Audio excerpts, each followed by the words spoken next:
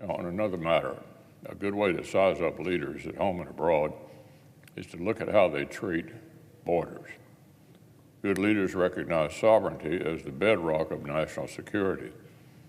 As a result, peaceful nations both respect the inviolability of other nations' borders as well as vigorously defending their own. The world is awash in examples of this fundamental reality. Putin has spent years trampling the sovereignty of his European neighbors, but the people of Ukraine are enduring occupation and torture and giving their lives to restore their homeland's lawful borders. Iran's network of proxies violates the sovereignty of Israel and its Arab neighbors with horrific terrorist bloodlust. But the people of Israel respond with unwavering resolve to restore security.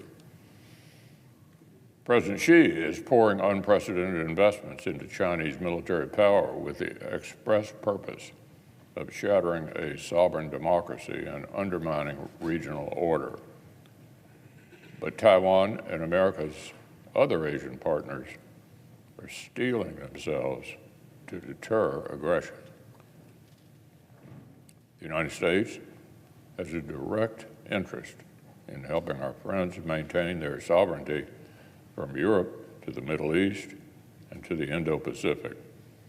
According to a survey published just today by the Reagan Institute, that's exactly how overwhelming majorities in this country see it.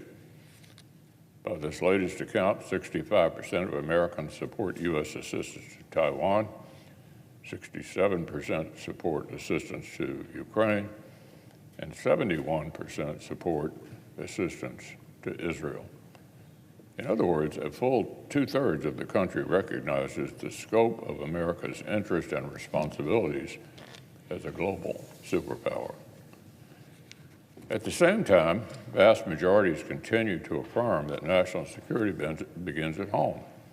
Recent polling shows that even a majority of Democrats say that they are at least very concerned about the state of American border security on President Biden's watch. Over 9,000 illegal aliens arrive at our nation's southern border every day. And thanks to a profoundly broken system of asylum and parole, they know that the vast majority will be waved on through to settle in the interior.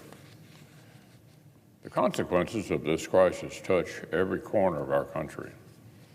The overwhelming task facing Border Patrol personnel is drawing federal law enforcement personnel off of other important missions to help contend with the surging arrivals at ports of entry.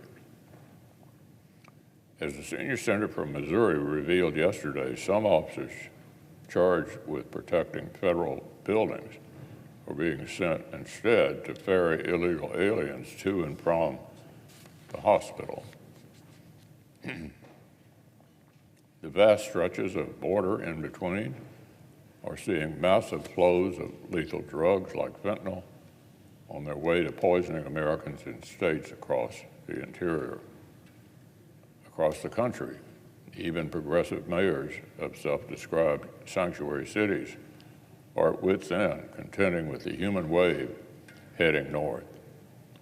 The Biden administration's failure to secure our southern border is an embarrassing and dangerous policy failure. Here in the Senate, Democrats are making an embarrassing misjudgment of their own. The Democratic leader would like us to believe that the defense of sovereign borders is an urgent and noble cause when it takes place overseas, but extraneous distraction here at home. Some of our colleagues apparently think America can profess to stand for the rule of law without enforcing it on our own soil. The Senate has 2 weeks to pass supplemental legislation to meet urgent national security priorities. That means time is running out for our Democrat colleagues to recognize that national security begins here at home.